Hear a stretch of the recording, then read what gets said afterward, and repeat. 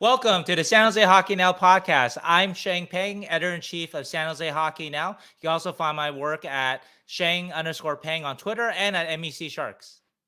I'm Keegan McNally. You can find me on Twitter at halfwall_hockey, at my website half-wallhockey.com, or at San Jose Hockey Now. This week, super exciting. It's another mailbag episode. Yep. Sharks are on a long bye. They aren't coming back to play till Valentine's Day, so plenty of time. Yep. And it's felt like the absolute best time to get a couple of your guys' questions out. So if you are new to the mailbag episodes, subscribers to San Jose Hockey Now can leave questions. We're going to get through pretty much all of them, hopefully. And we're going to answer all of the burning questions that the Sharks fandom wants to know about. We got a few more things to talk about right before we get there, though. Sheng, you wanted to talk about Roy Sommer a little bit. Yeah, I just want to congratulate Roy on that incredible honor of being inducted into the AHL Hall of Fame. And of course, naturally, it happens in San Jose, right where he belongs, where he coached for San Jose Sharks, the AHL affiliate. Not all the time in San Jose, but for the San Jose Sharks AHL affiliate for 24 years. He is the winningest AHL coach. I believe he has 836 wins or something. No, 828 wins. And yeah, quite a number of wins. But he also acknowledged that he's also had a lot of losses. And so he's had a lot. He's also the losingest coach in AHL history. But he mentioned in his speech, in typical Roy fashion, that you can't learn if you don't lose. And so he's learned a lot in his life. Yeah. It was also the AHL All-Star Weekend this weekend. So don't have too much to say about that, although we'll probably get into some of it during these questions. But congratulations to Muka Madulin for playing, and it's a little bit of a shame that Gushtin couldn't play, but we figured we'd touch on that too. Yeah. Let me shout out a couple things too. First, Nikita Sokolov, my Barracuda writer, he wrote a terrific piece about Daniil Gushtin, going back to Daniil Gushtin's childhood, talked with Daniil's father. It was supposed to be in preparation for the AHL All-Star game. And yes, Daniil's dad did come for that, but unfortunately Daniil couldn't play. But childhood pictures and unknown facts, unexpected facts about Daniil Gushtin. Like, for example, Daniil wanted to be a goalie when he was a kid and stuff like that. And also, too, he also did perfect stories about Shakir Mukhamadullin. He was able to talk to Mukhamadullin twice in Russian after the skills competition and after the All-Star Challenge, All-Star game. Nobody else there was able to talk with Mukhamadullin in his native language, so it got a lot of good stuff out of Mukhamadullin that way. Mukhamadullin, of course, is still picking up on English, and so to have a guy like Nikita be able to talk with him is invaluable. I think it's great for you guys, too, to really learn what Shakir is thinking. And finally, on Roy, did a piece, great stories that Roy told during his Hall of Fame induction speech. I think it was supposed to go like 10 minutes, but I went for a half an hour. Typical Roy fashion. He loves to tell a good story. And so just some awesome stories, just a couple of tidbits. Check it out if you haven't.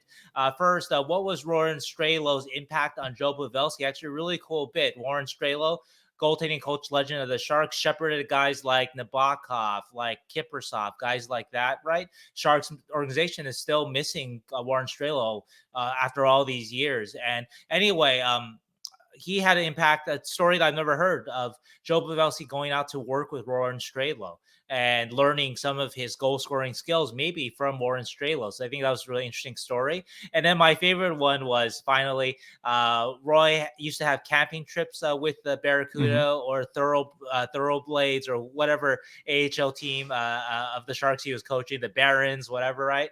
Anyway, though, one of the camping trips was so intense that Roy got a call from Doug Wilson, and Doug told him, yeah, the lawyer said you can't do that camping trip anymore. So anyway, great stories like that. So check that story out at San Jose Hockey Now. I love it. Sadly, I was not able to watch the AHL All-Star Game live because I attended the Beanpot tournament in Boston at TD Garden. Excellent segue to promote your articles. I love it. You're doing terrific a little bit of doing a little bit of scouting work, a little bit of just a review of how the Sharks prospects, Will Smith, Michael Fisher, and Cam Lund have been doing, as well as future Shark Macklin Celebrini. in that tournament. So if you haven't seen those articles, they're both out on San Jose Hockey Now. I think they're good. They're great. No, it's just kind of the stuff that I've been thinking about with those prospects for a while, and then watching the game, I got some not clarity, but a little bit of cohesion on my thoughts on them and how their seasons are going, some of their future projections, that kind of thing. So I'll have another article out after the finals, which will be out probably Tuesday or Wednesday next week. Yeah, the Beanpot final is on this coming Monday, and it's Northeastern versus BU. And so, yeah, some more thoughts on Lund, Fisher, and the future Shark, Macklin Celebrini. If we keep saying it like that, it will will itself into existence. Yeah. Lockdown Sharks famously willed William Eklund into existence. Exactly. So if we can will the Celebrini into existence, that would be a feather in our cap. So. Exactly. We future Shark Macklin Celebrini. We're gonna create a little circle to pray by, and that'll be it. All right, let's get to the questions because we always go very long on these episodes because the questions we get pretty in depth. So we're gonna start with Gary T.O. He says, love the podcast every week. Last time I asked about if Hertl has lost a step. Now that we know he hasn't, my question is, do you guys predict he'd be willing to stay past this offseason to lead the Sharks out of the darkness, or will he want to be traded? As a follow-up, what would Grier need to do to convince him to stay if that's what the Sharks are wanting? Thank you. Good question. So I think that I predict that Hertl will want to go. I don't believe that he signed on for a rebuild. And the problem, though, is that he may not have a choice but to stay, in the sense that even though he does have a trade clause, but the Sharks, I don't think the Sharks are going to give him up and give him up pennies on a dollar. And I don't think the Sharks are going to want to give him up and necessarily use up their retention slot. And they only have one left because they still have another couple of years of Brent Burns, one more year after this year, Brent Burns, and I think 3 more years after this year of retaining Erik Karlsson. And so they don't want to tie themselves up with a Hertl contract that has, I think, 6 more years after this one. Yeah. So Hertl may not have a choice in some ways. I think that that's one of those things where there's one retention slot too, and there's a guy that's maybe ahead of Hertl in line too, and Logan Couture, who has had longer service to the Sharks, who's older too.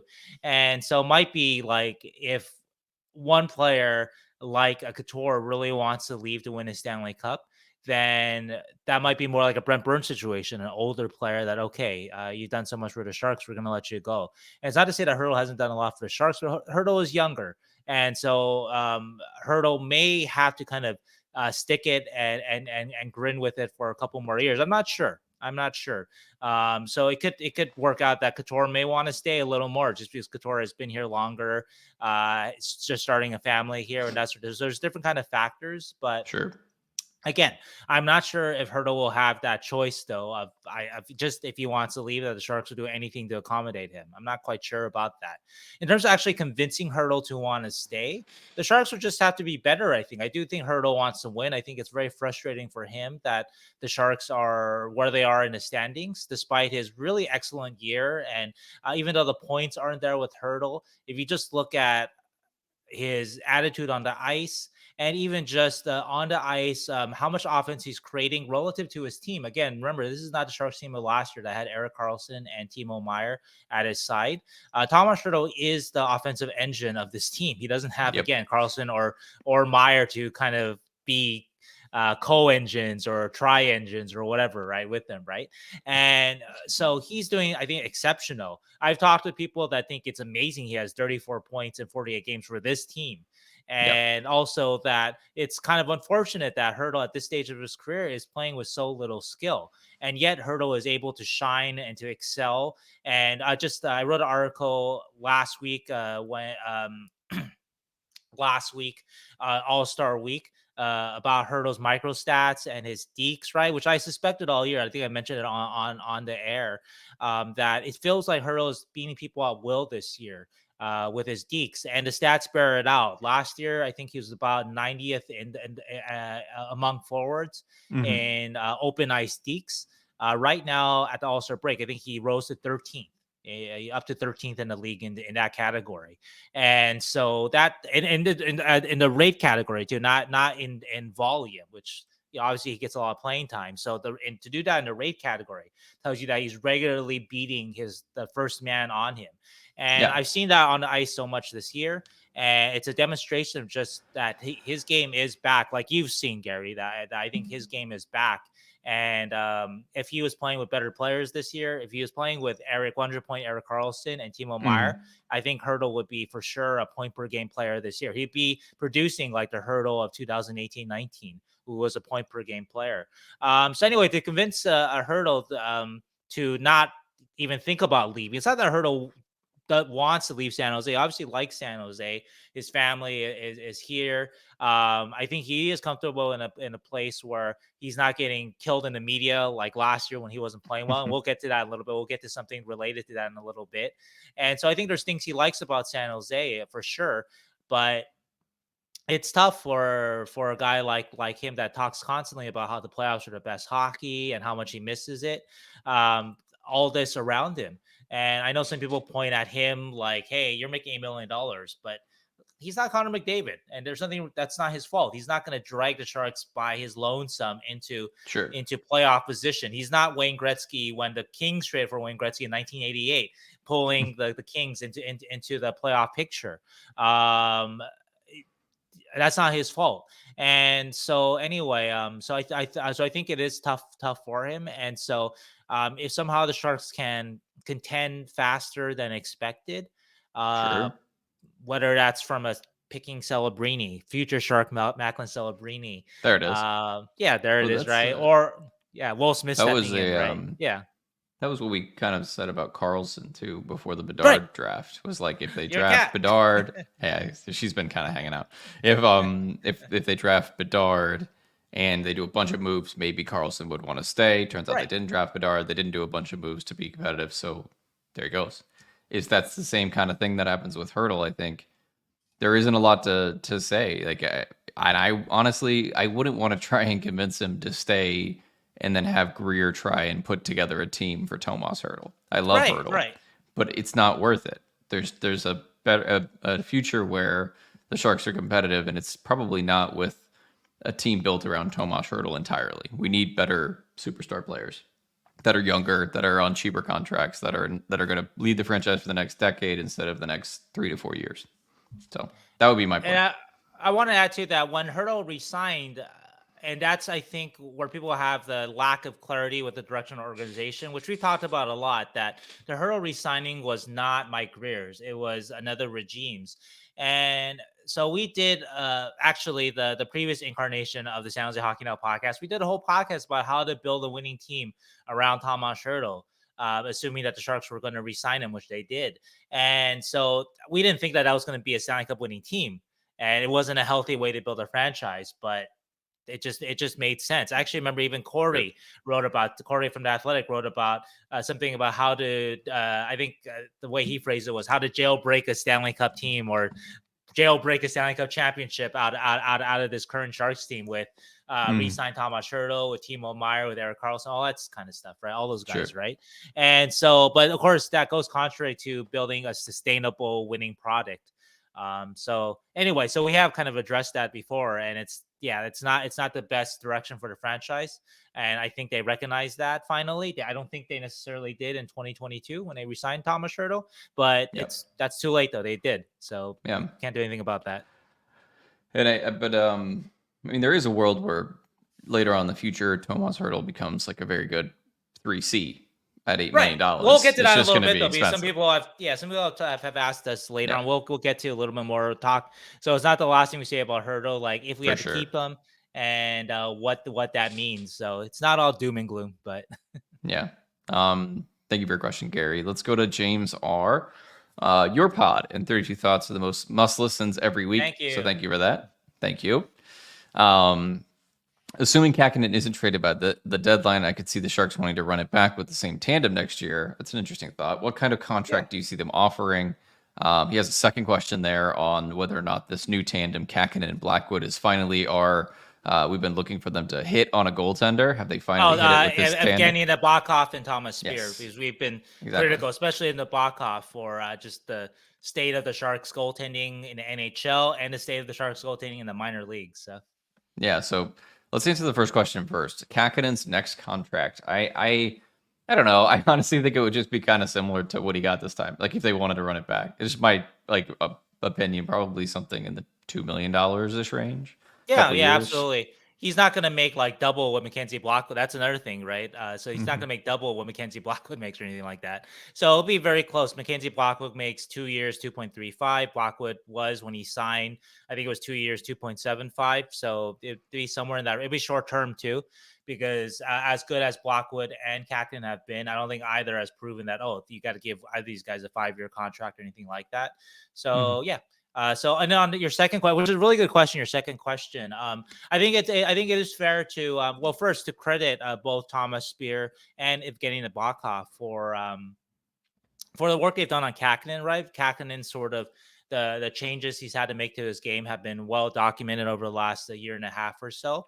And then also too, taking a chance at Mackenzie Blackwood, which wasn't a no-brainer. There's some criticism for that why you waste a 6th-round pick on a guy like this, right? But obviously, though, somebody else was willing to offer something for him. So you didn't just wait for the Devils to just not qualify him.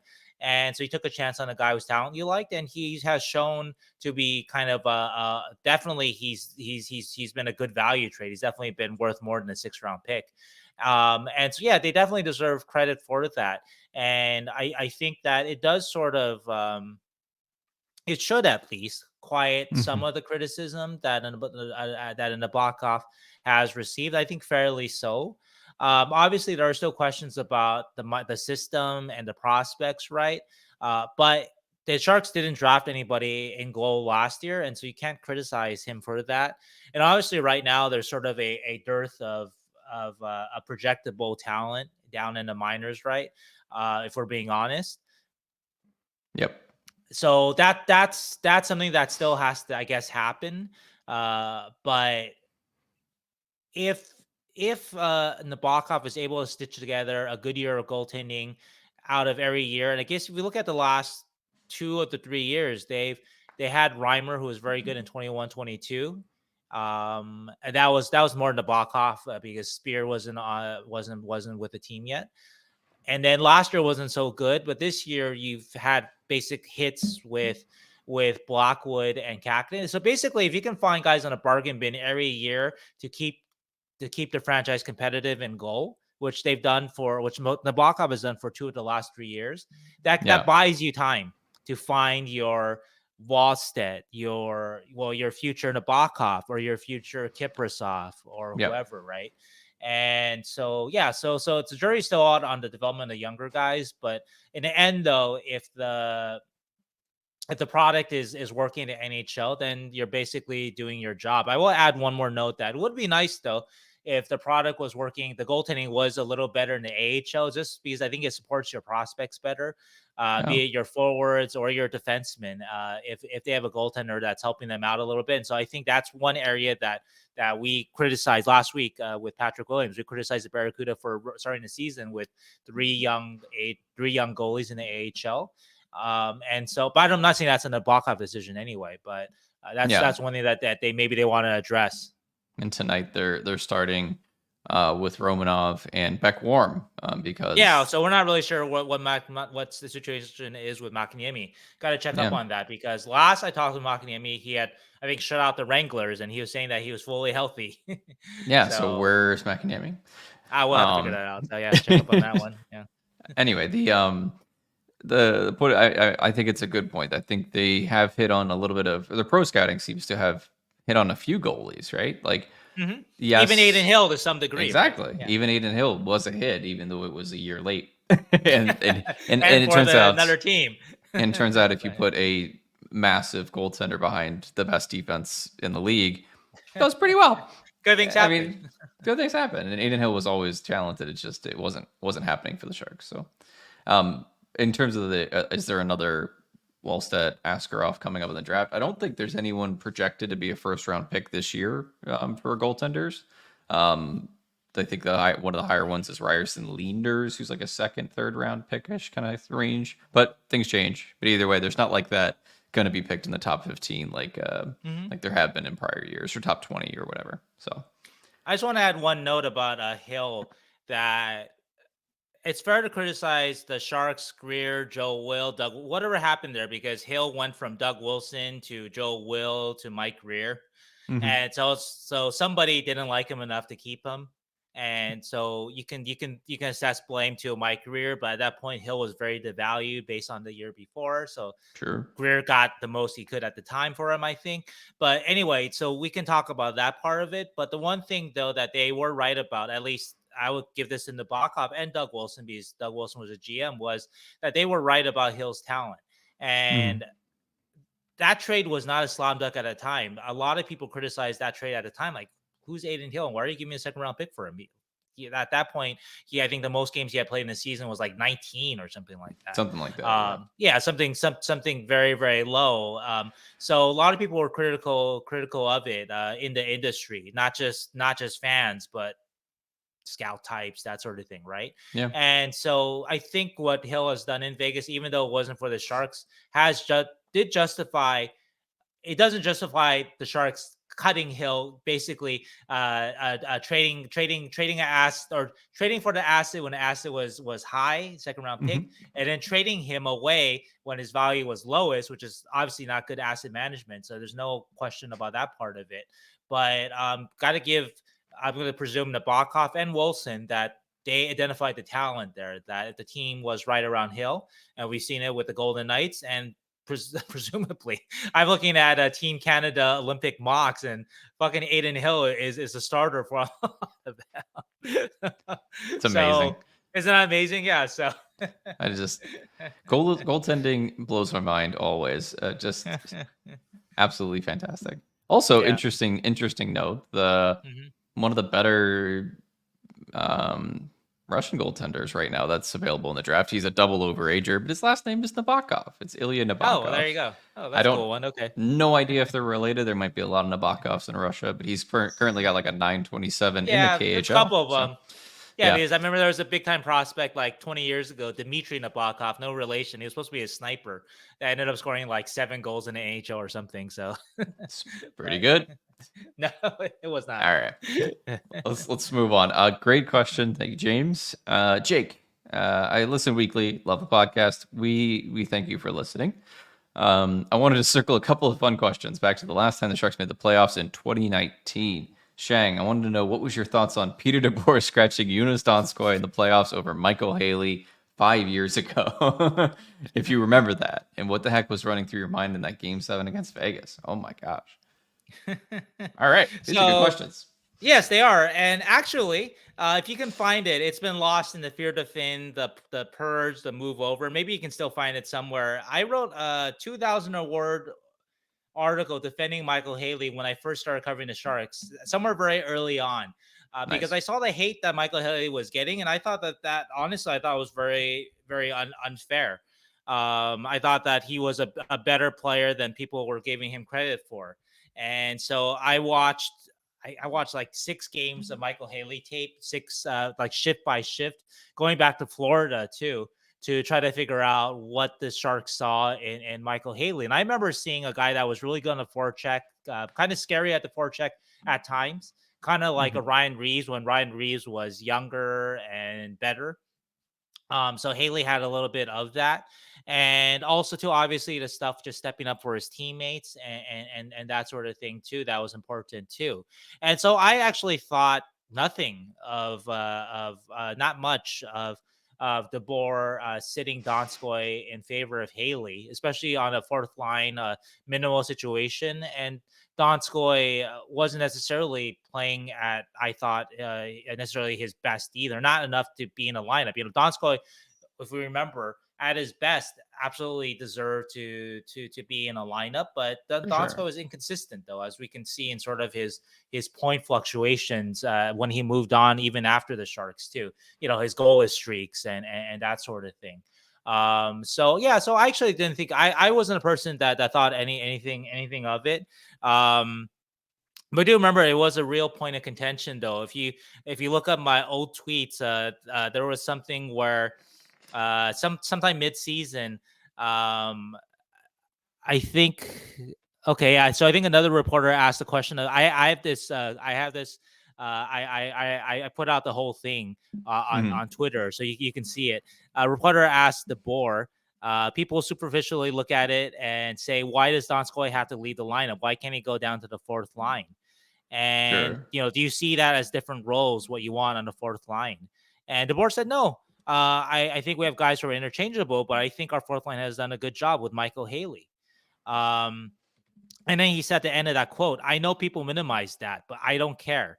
Our players understand the value of that in our lineup." So Pete was very well aware of some of the criticisms of that he was receiving for playing Haley over Donskoi. Again, this was in the regular season too. This wasn't even the playoffs. And then I followed up with a question that got Pete mad.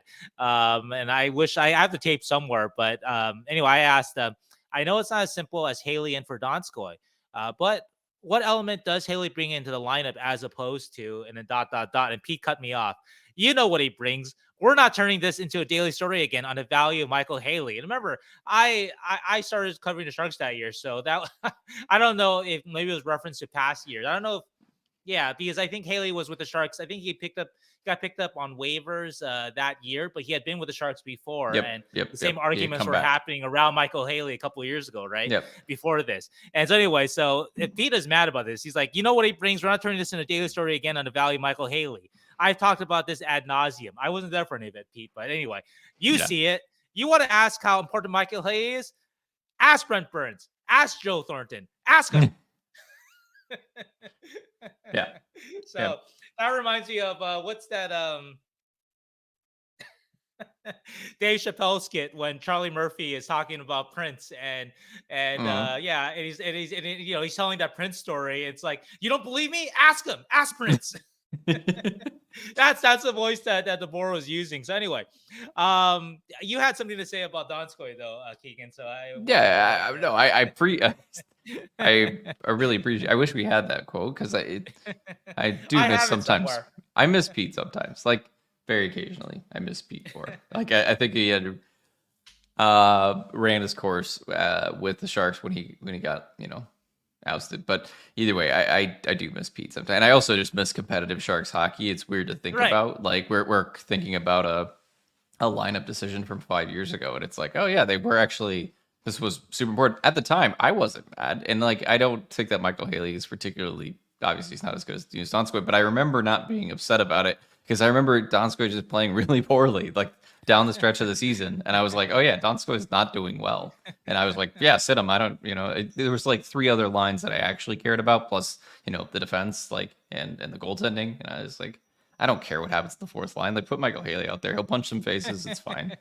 Like and Donskoi had Michael was going to forecheck too, though. I'm going to still push for that. He skated well, and he did good defensively, and he was so fine. He was useful. Yeah, I looked it up.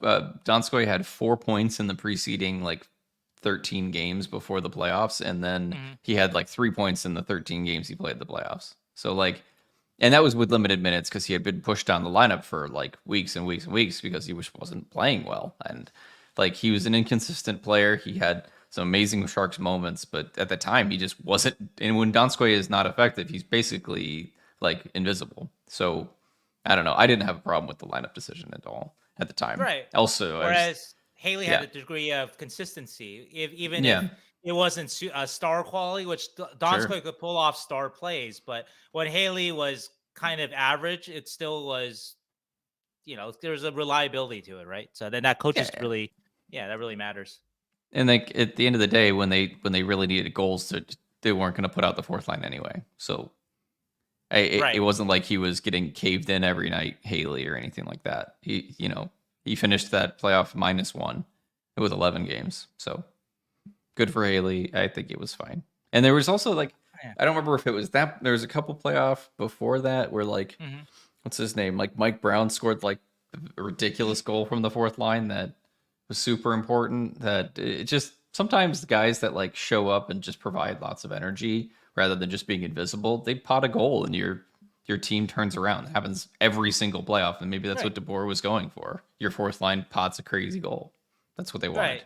And then that energy, again, is something you can rely on. It's consistent. It may not be game changing, but Yeah. it is a positive. And I did want to add too, though, that, and you alluded to this, like, isn't this, uh, how good Different. did we have it that 5 years ago, the debate was, fuck Pete DeBoer. He's playing this guy that gives us a 60% chance to win instead of the guy who gives us a 61% chance to win. Yeah. That was the debate back then. Whereas now the argument is like, boy, who does Mhm. David Quinn play? The guy that gives us a 32% chance to win, or the guy that gives us a 32.5% chance to win? Now it's like, would Micheal Haley be on our top line kind of thing? Exactly. Or like, would Joonas Donskoi have our points lead right now or something? It's fine. Yeah, it's fine. but We're fine. I did want to add some perspective on the Game 7 thing, because actually this is probably different than you're expecting, Jake. But if you go back to what happened, of course, with Joe Pavelski, right? His head hitting the ice, and Yep. his head basically bleeding from the head. I don't know what everybody else was thinking, like fans or media, but I thought like Joe could really be hurt. Mhm. Like this could be something that just you're not supposed to bleed from your head. No. After even after you hit your head on the ice, that's not supposed to happen, right? And so I was really worried about Joe, to be honest, and not because we're buddies or anything like that, but just because, like, what did we just see on the ice, or did we just see something that is going to either irrevocably change a guy's career or even his life? And so as the goals were pouring in on the major, that's how I was thinking of. I was trying to frame, I guess, what I was sort of seeing, but also with an eye toward this guy, this player may have just really like had his life changed in a serious and tragic possibly way. And fortunately, it didn't get to that, right? Joe has come back, and Joe has scored 100 goals since then. All not on the Sharks, mostly not on the Sharks, obviously, because he left. But yeah, but at that moment though, I almost, so it was almost actually like surreal in the sense of, or just was this juxtaposition of really contrasting things, I guess I'll say, where like of course I'm not a fan, but like I recognize the gravity of the moment in terms of the sports moment, right? The Sharks were down 3-0, and they've just scored 4 goals over 5 minutes, and this has never happened, and the building is crazy, and it's literally, it was shaking, the building was shaking, right? But with the other part of Joe Pavelski might really be hurt, and not just hockey hurt, where he's going to come back, which he ended up coming back in a couple weeks, but not just hockey hurt, but like life hurt. Right? And so the kind of the those two kind of events happening at the same time made for a really, I guess a challenging, kind of a challenging time, I guess, if I put myself into the story, since you asked, like challenging time as a reporter on how to report responsibly, and not just be like, rah, rah, the Sharks are winning, when their captain, who knows what was going on with them. Right. So, yeah, so that's how I remember that moment. Mine is way more lighthearted than that. To be honest, I should have been thinking more about how Joe was doing. My ex-girlfriend hated hockey. Like, this is probably how I knew it was not going to work out at the time. She hated hockey. And so I would watch hockey, but I'd do it really quietly. Like, I would have the TV on, but I'd be on low. I wouldn't be loud, because she just didn't like hockey. So when that happened, like when they scored the 4 goals and they all that stuff, and Labanc at the time, like I love watching Kevin Labanc when he was good at hockey, and like on top of his game. So like I was going nuts. Like every goal, I was like loud as I could be, and like the last one where they like tied it up, and I like screamed, like jumped off my couch. And she comes out and she's just like, "Can you be quiet?" And I was just like, all right. Anyway, my current love of my life. She loves hockey, so it's fine. And no disrespect to my ex-girlfriend. It's it just didn't work out, and clearly it was because she didn't like hockey. But I always remember that like moment of me being just super pumped, and then just, can you be quiet? And I was like, all right, this is it, I guess. Anyway, that wasn't the reason, but mine's way more lighthearted. Happy Joe is still doing amazing and winding back father time every single shift. Man is an animal. And we're actually going to talk about that in a minute, too. We have a Joe Pavelski question later on. Anyway, it's enough rambling. Matthias893 says, thanks for all the hard work and good content. Retaining salary on a contract for 6 years seems like a really bad idea. That said, we've seen some crazy aggressive moves with OEL, Suter, and Parise buyouts. Would any teams be willing to make a Hertl with half retention trade that is actually worth it for San Jose? I'd imagine almost everyone would love Hertl at $4 million AAV, but who would be willing to actually pay that price? Good question. You got an answer, Shane? Yeah, I would say for sure that someone would take Hertl even with the extent of his contract at half AAV. I don't know if they weren't willing to retain half on Erik Karlsson, though. I'm not sure why they would do that for Hertl. Remember, this is Hasso's money, not yours or mine.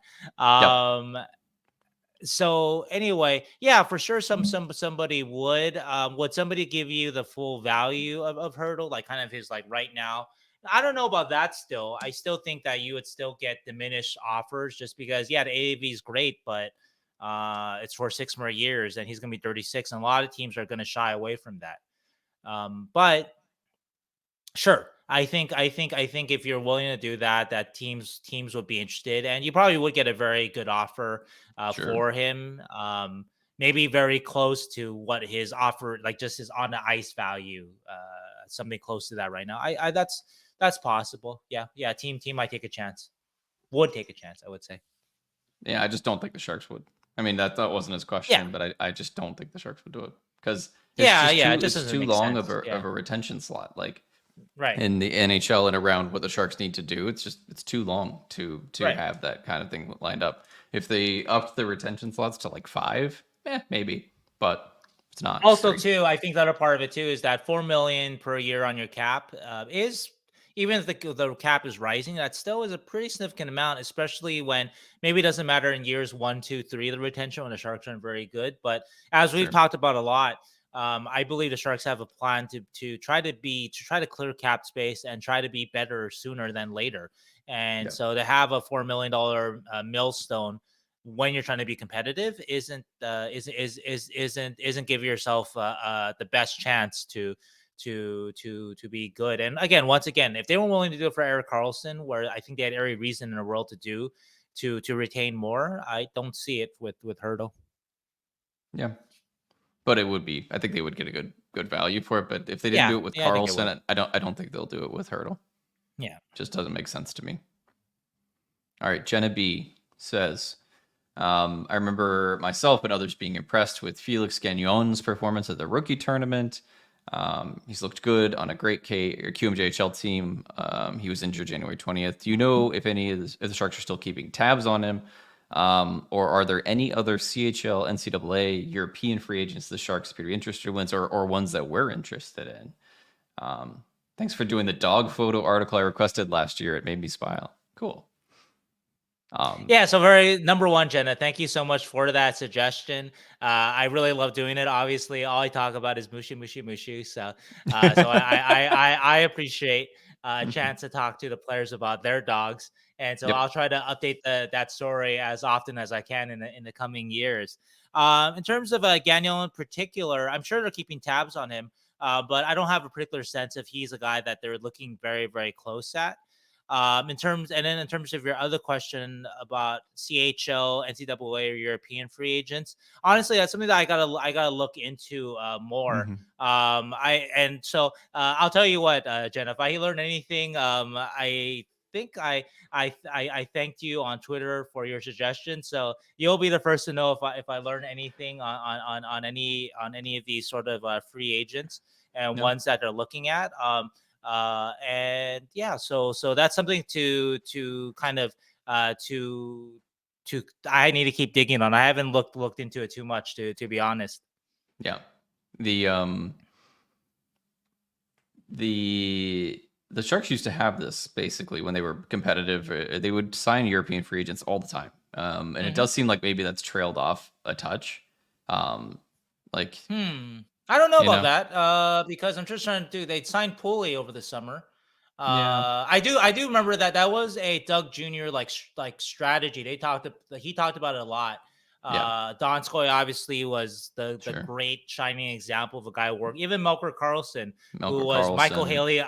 Micheal Haley unpopular at times, but Melker played a lot of big minutes for the Sharks and was an indispensable part of the PK and scored some big goals for them early on too. And so for a guy that you signed as a free agent, you can't argue with the value that he brought. But then it sort of tapered off in terms of what the value that they got back from it later on. Guys like Handemark, right? Handemark, Lukas Radil, the real deal Radil. Oh yeah, the real deal. Well, they're actually, I would argue with Radil and even Shimmick that they got a lot of value out of them the first year, right? Sure. Lucas scored a lot of goals that first year that he couldn't repeat the performance, but he definitely helped. And Antti Suomela became, Alexander Barabana. Right? Yeah, unattended, but yes. So, it just is interesting because they did have a lot of this kind of thing, and I just don't think the organizationally they're in that kind of position to take that.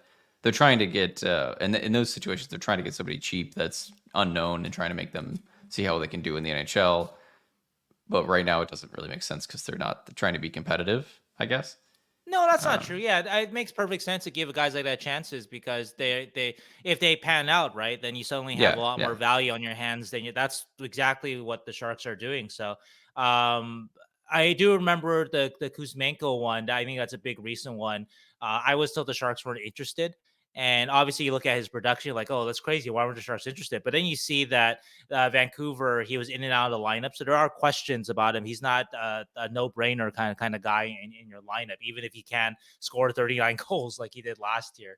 And so I feel like they are still in a conversation. We just, they just haven't picked anybody up recently that has been, I guess, among the top guys for sure. But I can definitely see that they can be in it in the coming years. They had what's his name last year? Swiss. Well, actually, he had played he had played for the Ottawa Senators already. Max Veranu, who's not actually European but came from the European leagues. So they've had guys recently. They just haven't panned out.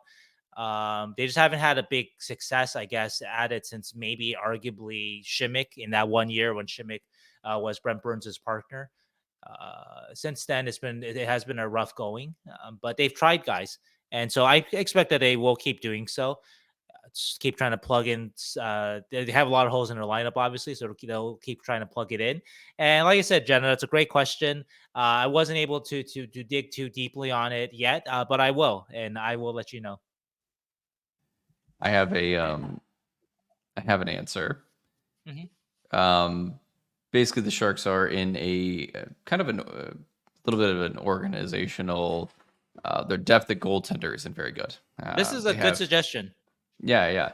So the top 20 goaltenders in the AHL in save percentage, right? Every single one of them is owned by an NHL team or was at some point owned by an NHL team. 18 of them are currently owned by an NHL team, meaning their contract is with an NHL team, except for one, the guy who has the second best save percentage in the AHL, who's 20 years old. 20 years old, Tomas Hertl, who is a Czech-born goaltender, played in the WHL for a few years, played at the World favorite of Liz Childs. A favorite of Liz's, who she brings up all the time. I don't understand it right. Currently, he's on an AHL only deal for the Ducks. I think he's got some sort of kind of like, this is all speculation, right? Some sort of backdoor thing where he plays in the AHL for the Ducks, and that's where he's playing his San Diego Gulls currently, where he has a .931 save percentage. And then he will sign an NHL deal with the Ducks at the end of the year or something like that when the contracts make more sense. It's possible. Yeah, once the Ducks have extra contract slot or whatever. I don't know the Ducks 50 contract situation, but But currently, they could force the Ducks' hand and just say, "Oh, we're going to offer Thomas Hertl a contract," because I don't think there's anything that's preventing them from doing that in the current CBA. So he's going to get an NHL deal because I don't. 20-year-old goaltenders, even though he's only like he's listed at 6'2", but he's probably closer to 6'1". You know, players don't just put up this kind of point or numbers and have this kind of track record going into pros and don't get signed, especially at 20 years old. So he's going to get signed. I would love for the Sharks to sign him because I've loved him for 2-3 years now. So he's a great goaltender. Even if he's a little bit wacky and a little bit wild, he's a great goalie. So the Sharks just need players. And we talked to Ryan Miller about this. You want a player who's instinctive and knows how to stop pucks. And he does. So he's proven that now at a professional level. So Thomas Hertl is my answer. Sharks, sign him. I don't know. Work your magic, Shang, and find out how to make them sign him. But anyway, that's my answer, Jenna. But thank you so much for the question. All right, we have our next question here from Stephanie. This is an interesting one. I think you're going to have a good answer for this one, Shang. What role do you think the media can play in regards to whether a player leaves or stays in a NHL team? I imagine if the media refers to somebody being traded, it comes a foregone conclusion, and that it can cause an effect of some sort. Interesting. Yeah, this is a great question. And for sure, it is possible that we can have a hand in that, fortunately or unfortunately. I think that's why players talk so much about sort of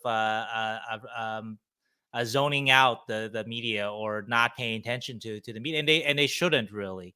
Of course, inevitably, your friends will say something to you. A family member might say something to you about something that I wrote or another media member wrote.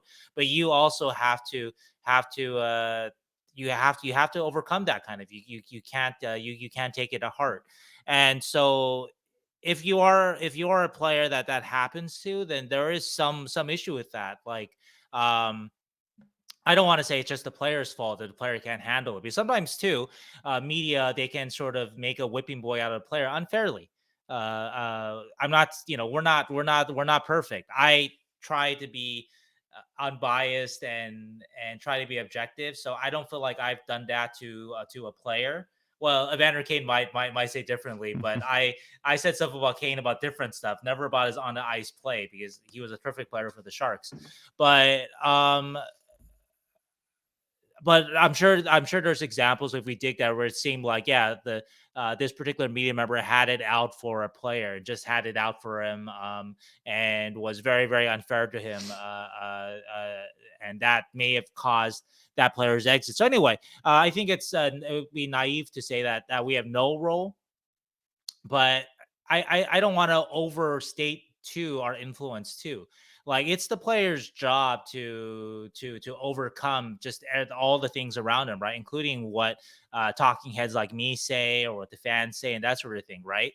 And so that's most players, I think, are able to do that and still succeed. That's how they get to the position that they're in as athletes, right? They have a lot of doubters. They have a lot of people saying crap about them growing up, fans in the stands, even in lesser leagues, saying stuff about them that they have to overcome, and they do, and that's how they end up in the NHL. And so they're trained to kind of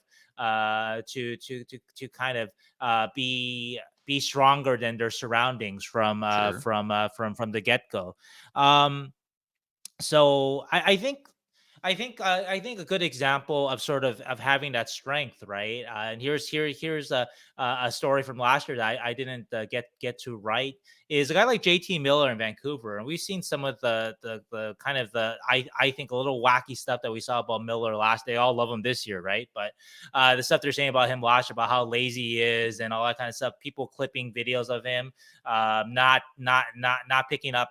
Or not stopping a goal from being scored, even though maybe it wasn't his man, things like that. Just kind of irresponsible, I think, sort of. But that's the pressure cooker of Vancouver, right? That's the pressure cooker of Toronto. That's the pressure cooker of Montreal. And so that's going to happen. You have to be able to overcome that. And a guy like Miller has. I actually remember asking David Quinn about this last year in relation to Tomas Hertl, because, of course, Hertl did not have a great year last year, but he wasn't being raked over to the coals like a JT Miller was. Imagine if Hertl was in Vancouver, people will be clipping all the times that Hertl looked to the sky after he missed the chance, or all the times that Hertl slammed his stick after a play. Things that reflect on Hertl's competitiveness, yeah, but also things that aren't great examples of leadership for the younger players. And people could have jumped on that. And I think I think I think so I think that with the Miller, Miller had to overcome a lot. And I actually asked Quinn about Miller in particular, Mm. and Quinn just basically said that on the record. I didn't use it, but Quinn just said on the record that that's bullshit how he's being treated up there. And I think he had Miller with when he first started coaching the Rangers, and so it is different markets mean different things. Now, Yeah. speaking of Hertl in this market, could we have focused more on some of that stuff? Yeah, I think we could have. But then I'll say for myself, I don't know about the other reporters, but the Sharks were a bad team last year. They were losing in really frustrating ways, and I think that Hertl has come back too, and he's been. I think if this was a pattern that year after year Hertl was doing this kind of stuff, eventually at some point, yeah, we in the media have to address it.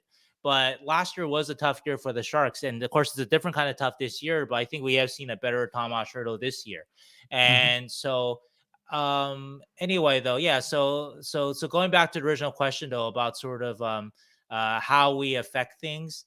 Actually, a couple months ago too, I wrote a story about Kevin Labanc and talked with Kevin, and I think it was in Toronto. And Kevin's trying to keep a brave face, everything going. He's been scratched for I don't know 7 games or something like that, right? Guys get Sure. hurt. Mikhail Granlund gets hurt. He can't buy his way into the lineup. And this is a guy, obviously, as you mentioned, a playoff hero.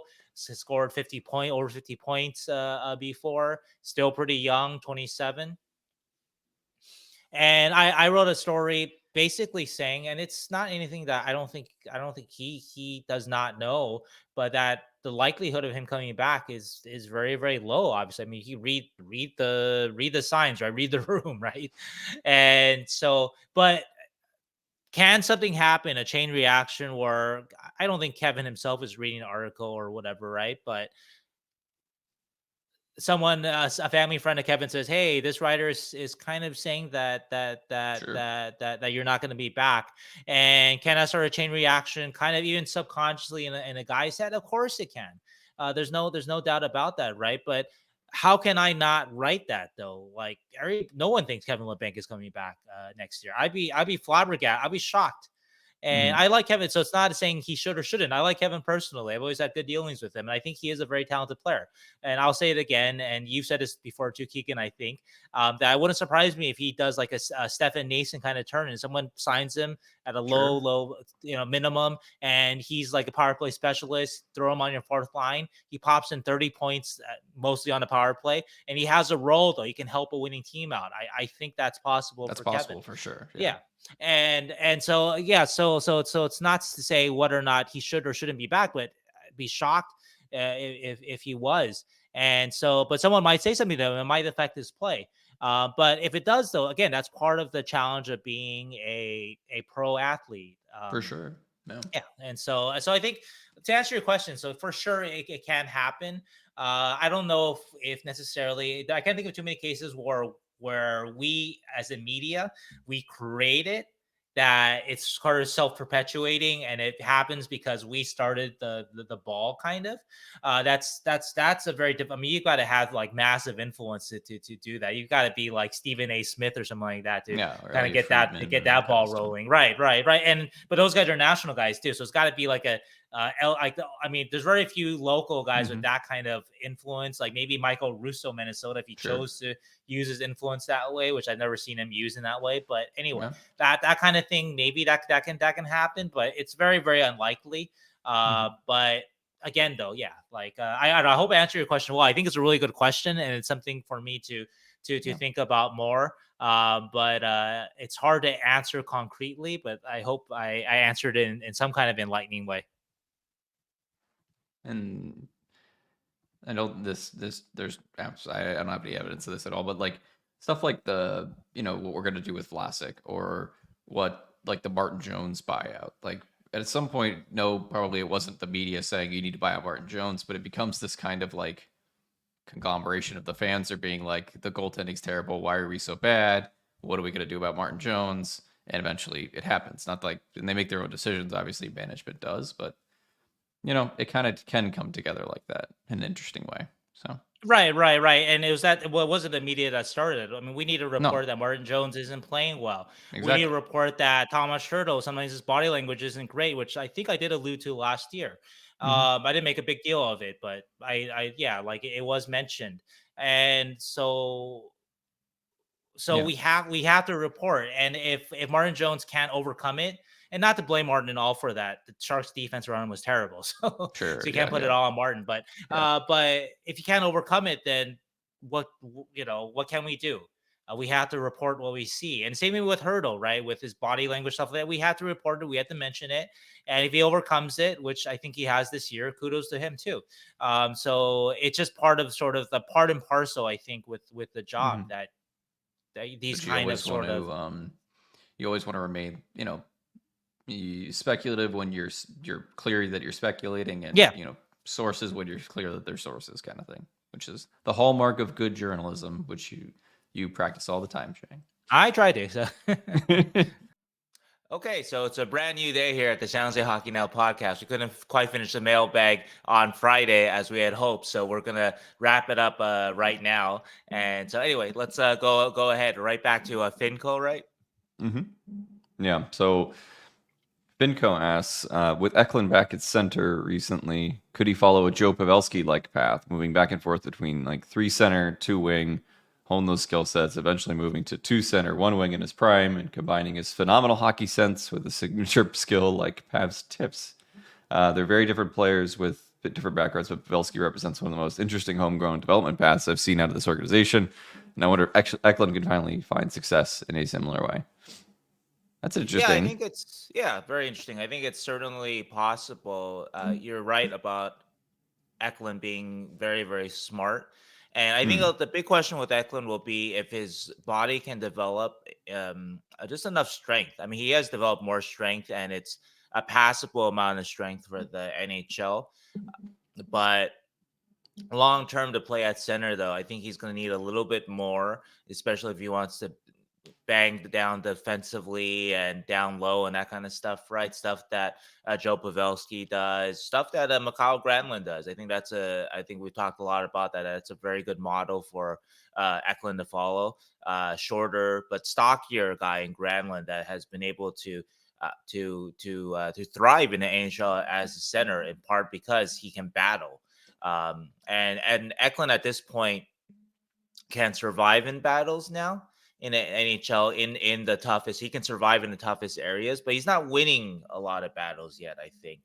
And Granlund does win a few more battles, and so I think that's going to be sort of the big challenge. I think Eklund is probably smart enough. The adjustment from wing to center, at least as we saw in his recent sort of trial, is not too great for him. But I think that's going to be a big question. And if he doesn't quite get strong enough, then wing will be a better place to sort of hide that. And so, of course, he's only 21. So there's a good chance that he'll be able to. Yeah, it's not a bad idea. Sharks could use somebody that could move up and down, like center to wing kind of thing. I don't know. It's they seem like just such different players in general, even though both are very smart, like you said. It's hard for me to imagine someone like Paz, just because the play style is so much different between the two. Sure. But yeah, I understand the sentiment for sure, and I do agree he does need to get stronger before he can like full time take over center or anything like that. So, but he's still 21, and I like the question. Thank you, Vinco. All right, Dylan Smallwood has 2 questions. The first one is, with the signing of Gawanke, why would the Sharks trade for Addison? Later round picks of historically low percentage of making the NHL, and that's what we traded for Addison. Gawanke never even got a shot in the NHL, and Addison hasn't looked good, to paraphrase. Scratching Addison, giving him bottom pair of minutes, and not giving Gawanke a chance seems like an interesting organizational move. Well, Addison, even if Addison has looked, in your words, terrible, I don't know if he's looked quite terrible, but yes, I agree that he has not been quite good. And I just wrote an article projecting if the Sharks are healthy by this Wednesday, the first game out of the Mm. break, and they're going to have 9 defensemen, including the Jacob McDonald hype train, 9 healthy defensemen. Yep. And so something's got to give there. And so I think it's possible that Addison could get waived. Also, maybe McDonald. Mhm. But anyway, though, so I don't think he's been great by any stretch either. But Addison's better than Gawanke, so that's a big part of it. And yeah, it would have been nice to see Gawanke get some time, and it's Mhm. possible that if he had waited until the trade deadline, that he would have got that opportunity. But he didn't want to wait. Maybe Muku Madun getting called up over him at that particular instance. Maybe that was sort of a nail in the coffin kind of thing, and just in the sense of like, well, I have better numbers than this guy, Yeah. and so why is he getting? I have no idea. I haven't spoken with Leon or his agent about the departure, but we kind of knew that the writing was on the wall when he just didn't get a shot the whole year, right? Even though he's produced, and the Sharks are so much in need of a sort of a power play quarterback type. And so anyway, but regardless, though, Addison is better than Gawanke, and at least that's how the organization sees it. Gawanke may prove differently in the years to come, but look, everybody watched Gawanke in the AHL this year, right? They weren't getting any offers for him. It's not like no one picked him up off of waivers, right? And so, I mean, that's telling in itself that as good as he was offensively, no organization thought enough of him to take a chance on him for free on waivers, Mhm. right? Mhm. And so anyway, I think that's just sort of long and short of it. So you mentioned the late round pick, right? Those are we talked about. They're pretty disposable. I know that if you waive a Addison, man, a 5th round pick, oh my god! But I think that 5th round pick's in 2026, so you're gonna get that back by the next couple of years. Same thing goes with Jack Stanika. And so I think they are sort of they are what they were. They were from the beginning they were low risk, and I wouldn't even call it high reward, but low risk gambles with some reward if Addison shapes out to be a better Yeah. rounded defenseman than he's shown in his career, or Jack Stanika turns out to be a solid 4C or 3C one day or something like that, right? Those are decent gambles to take on young talent, but yeah, I'm not. Yeah, so I don't know. I don't think it's a big deal. So I think it's a little hindsighting in the question a little because at the time we needed somebody who could move the puck, and Addison probably is probably second in the Sharks in points by defenseman or sure. something like that. So we needed somebody like that. There was And nobody they that really didn't was. want to give Gawanke that shot, right? They just didn't see enough I didn't there, see it, obviously. Yeah. and again, nobody else claimed him again, and he wasn't getting a shot for however many years he was in the was he at the Manitoba Moose for a while. Manitoba Moose, yeah. Yeah. The So Jets organization. he never got a shot there either. So I don't know. I think it was just the writings on the wall with his play a little bit, and it was a good thought. And I do wish he would have got like one game to try and see if he could somehow make a run of it. Score Like just 3 one. goals or Score something 3 goals. I don't know. in his AHL Goals, debut. Gordie Howe hat trick or Yeah, something. Yeah. Dominic Lavoie, so that's an old time reference. But But yeah, yeah, it's a little hindsight is what I'm trying to say is I think even at the time most fans were like, "Oh, Addison's a great pickup because he's youngish, he can move the right. He puck." had 40 points in For like 90 games with yeah, the with the Wild, right? Yeah, so so it's still it was a good gamble. I mean, I don't think it's worked out like I think you're saying. It's he hasn't looked amazing at all. the team Um, hasn't helped around him, so so but he's like still young, everybody and else on the Sharks. I think it was a worthwhile pickup for sure, and I had no problem with it given where the Sharks were. So I think the other part about Addison too is, yeah, it doesn't, like you mentioned, doesn't look great in hindsight, but you want your GM to be taking shots on talent like this, low risk shots. And of course, ideally, it would be nice to just pick somebody off of waivers like Mikey Acimont and not give up anything for him. But that doesn't always work out, though. Sometimes if you wait your turn in waivers, you're not going to get that guy, or somebody who's going to pony up just a little bit more, like an Addison. Maybe somebody was willing to give up a 6th-round pick.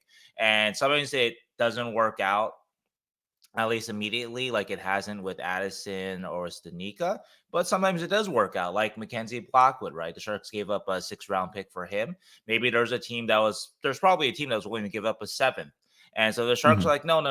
Let's conserve our late round picks. Again, late round picks. Then you lose out on that sort of that lottery ticket, right? And so if you have one guy like a Blackwood that works out, I think that's worth it. You take 3 shots, one ticket works out. I'm just talking about right now, just Blackwood, Stanika, and Addison. I think that's pretty good gambling from Mike Grier. I don't know. That's my opinion on that.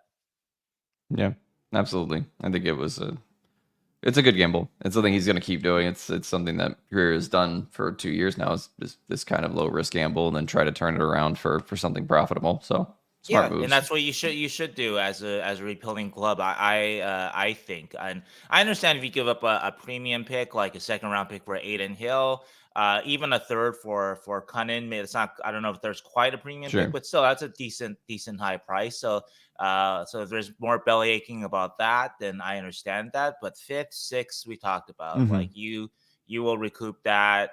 You can trade if you like a guy in the 6th round of prospect a lot. You can trade for a pick with somebody to get that prospect. So anyway. And we already have the graphic up for Dylan Smallwood's second question here, which is basically we've had questions on a Hertl trade with retention, and if Hertl or the Sharks really are going to be parting ways in the summer. But this question's kind of like, he doesn't really see salary retention given the cap rising, and where the Sharks are with their 2 slots already taken up by retention. So what's a potential trade for Hertl without retention? And that's an interesting question. Yeah, it is. So you might be right. I was talking with somebody about, I think I alluded to it in the last podcast, and I need to kind of dig in on it more. But somebody told me that they thought that the Sharks wouldn't necessarily need to retain on Hertl. They might have taken on a bad contract or two. A lot that the Carlson trade, where they traded off 4 years of Carlson's contract, most of that bad contract or not so great contract, and they took on 1-2 years of Hoffman, Ruda, and Granlund. And so we got 6 with Hertl. So yeah, maybe the Sharks take back 3. I don't know, take back 2. Who knows, right? So that's possible. Sure. However, though, how high a return is that? Of course, right? When you look at the Carlson deal, they got the 1st-round pick for taking on the bad money. It wasn't. I mean, Carlson was a part of it, but to say that they got a 1st-round pick for Erik Karlsson is disingenuous. It's good marketing by Mike Grier, if anything, but that's not totally accurate for sure. You're not getting a 1st unless you're taking on those contracts from Montreal and from Pittsburgh. And so, sure, you can get something like that, I suppose, if you take on a pile of bad contracts for Hertl. Sure. I think retention obviously will help.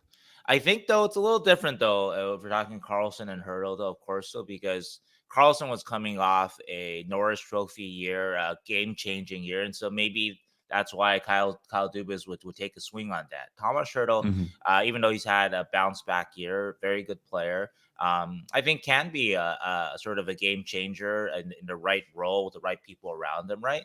But not at Erik Karlsson kind of level. And so I think there are questions about how many teams are willing to take a swing, even though, yes, he is a center, but that's 6 years of a guy for $8 million.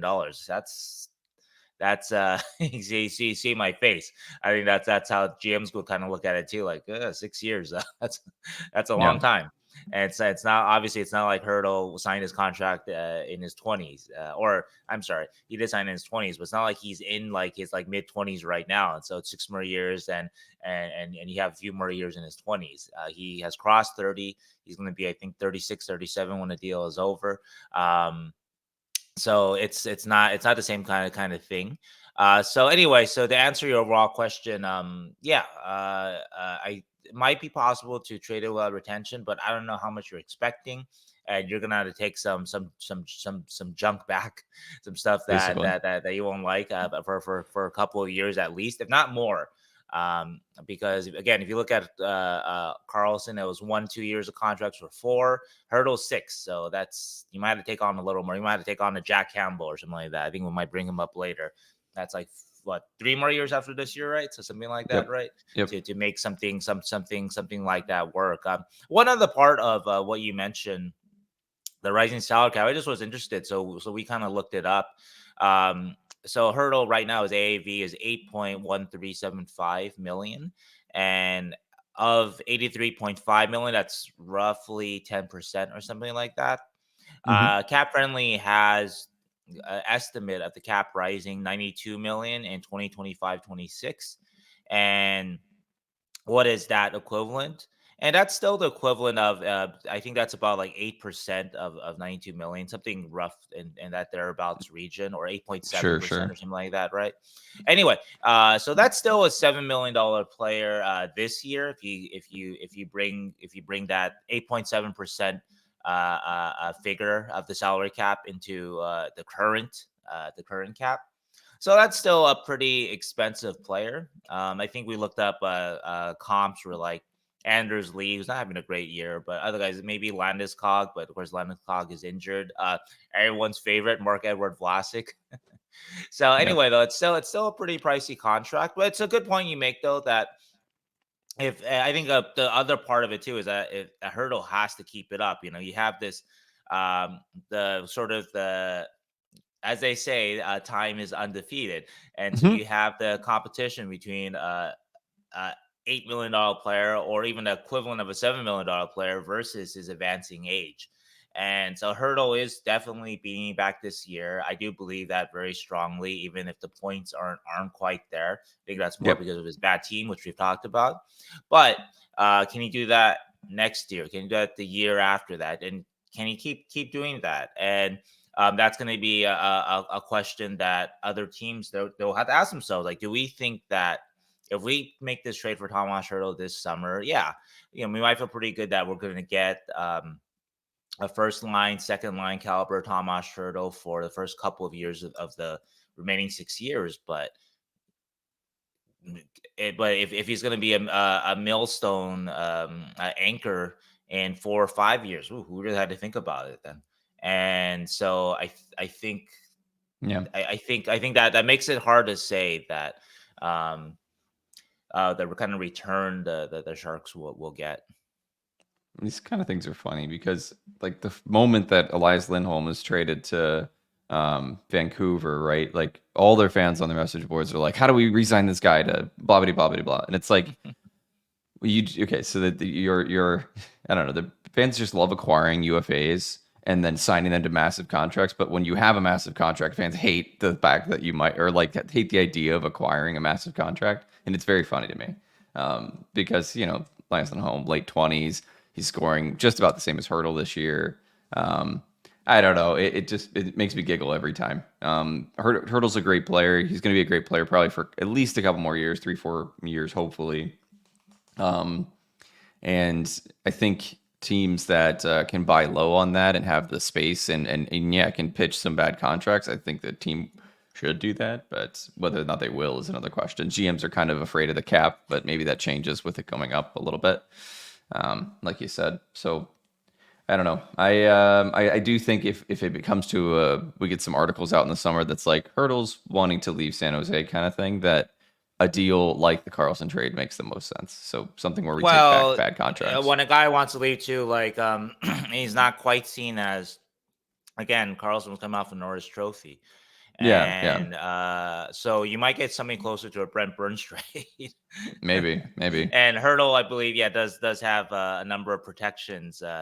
Actually, I gotta look up what his exact protection is. It's I think he probably has the typical the yeah. 3-team trade. So that's what Burns had. And so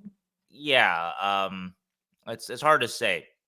I think if you're to ask my perception of the player right now, at the time of the trade, that is to say, okay, Hertl has a no move, by the way, right now, so they totally had to go to him.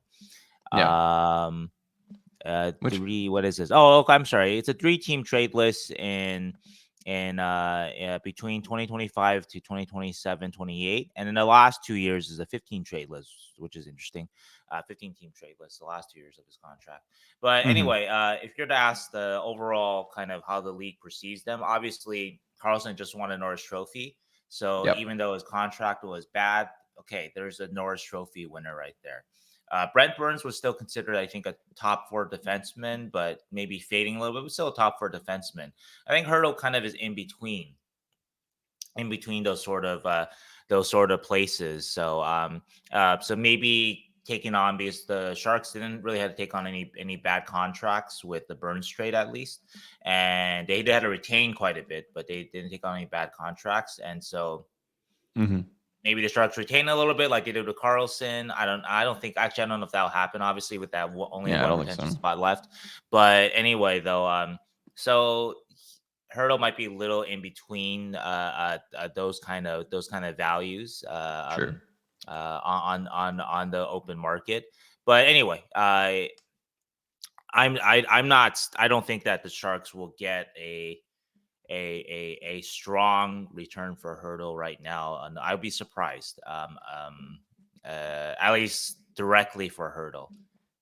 So we'll have to see about that. But yeah, and it's not like when Hertl was signed to that contract, if he hit the open market, he might get around $8 million at that point anyway. So yeah. But a team would have had to give up nothing. So right. So yeah. Okay. Chris Braun has 2 questions. We've covered this a little bit, but it's basically, if there's a willing trade partner for Hertl, do you believe trading him would be the better for the Sharks in the long term? So we've covered without retention, whether or not they want to trade Hertl, and then is it the right thing to do? All right. Okay. Well, so Chris specifically says if a partner is willing to take on his full contract.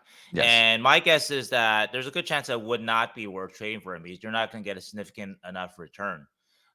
So there's not a lot of teams that, even with the rising cap, that are going to absorb $8 million for 6 more years.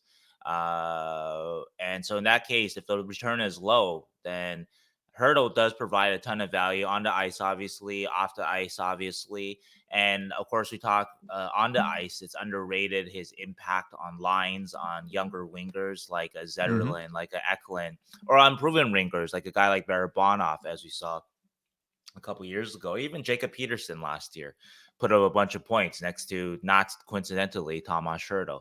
And so he has a ton of value in that way. And so if someone's going to be like, hey, we'll take on the entire contract, no retention, no strings, but we'll give you like a 3rd round pick, maybe you do it because that alleviates a huge burden off your cap. I mean, you probably do, or at least you think hard about it. But if the offer isn't great, then, if you're not getting a 1st round pick back somehow, or a top prospect, and of course, I think you only get that if you're taking on a ton of other bad contracts too with it, right? But if you're not getting something like that back, I think Hertl is very, very valuable, as he has shown this year. And there's a chance he can be part of your next good team. And even if he isn't, there's he has a clear value to a rebuilding team that I think we've seen this year.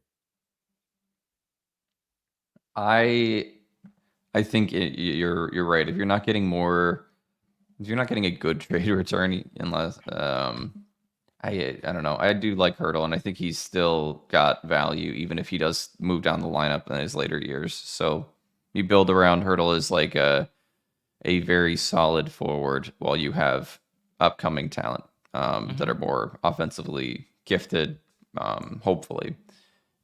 So I'd keep him if it's going to be a crap return. Unless he doesn't want to stay anyway, then it's just like a Brent Burns situation where you do the best for him and send him somewhere without retention. And then you're not going to get a lot back, though. Yeah, so if he's Burns had a lot of control of his destination.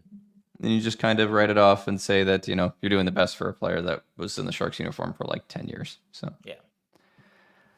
Chris Braun has a second question. What is your best guess as to which defensemen are on the roster after the break, assuming everyone is healthy as expected?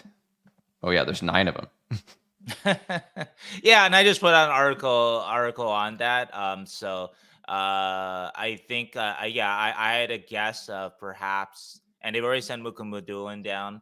Yep. And so my guess is Addison or McDonald getting waived. That'd be my guess. But I've projected McDonald getting waived since the off season, and he has survived, and good for him too. I like his game. I like Jacob, and so you alluded to. I think you alluded to that maybe there could be a trade partner for McDonald.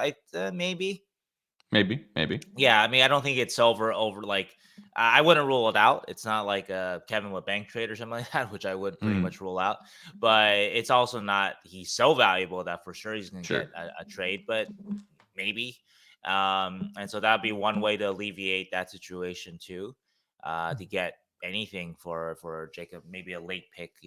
You can recoup your Jack Stanika investment if you're lucky, right? So, so that would be my guess. But one thing I'll add though is that speaking with all the Sharks yesterday who are coming back from injury, Granlund, Ferraro, Thrun, who else? I talked to somebody. Oh, Emberson too. Missed the game there. Thrun seemed the least confident, in my opinion, that he would be back immediately. He talked a lot about. I didn't put it too much in I probably should have into my story, but he talked a bit about needing to adjust to what he can do and can't do. I believe he has a shoulder injury, and so he was on the ice for this scrimmage, right? But it wasn't. It was the Sharks' first practice back, but it wasn't like a hard practice. I don't know if there was any contact. I don't think there was. And so we'll see if Thrun is back for like full contact practices, because then his shoulder's gonna get hit, and then like he said, he has to figure out what he can and can't do with his injury. And so that sounds like a guy that maybe sits a little bit longer, which then will solve the Sharks' problem for them, which has happened all season. Every time we think, oh, Sharks have to waive somebody, pretty much every time that we thought that, they did, of course, end up waiving a Shimmick and Knizhov. So it's not like they've waived 0 veterans this year, but for the most part, every time we thought that was going to come to a head, someone got hurt. Basically, and that's part of the reason why Jacob McDonald's been one of those guys that's been hurt too. But that's one of the reasons why, just using McDonald as an example, and he has survived for so long. So anyway, so I think I could see Thrun maybe sitting out a little bit longer, a week, 2, right? There's no reason, if he's a little banged up, to push it. So in that case, that will solve a little bit of that roster logjam. I'm actually more curious what happens at forward, because they look a little bit healthier at forward, and they have 15 healthy forwards possibly by Wednesday. And so read the article and you can see what I think about that.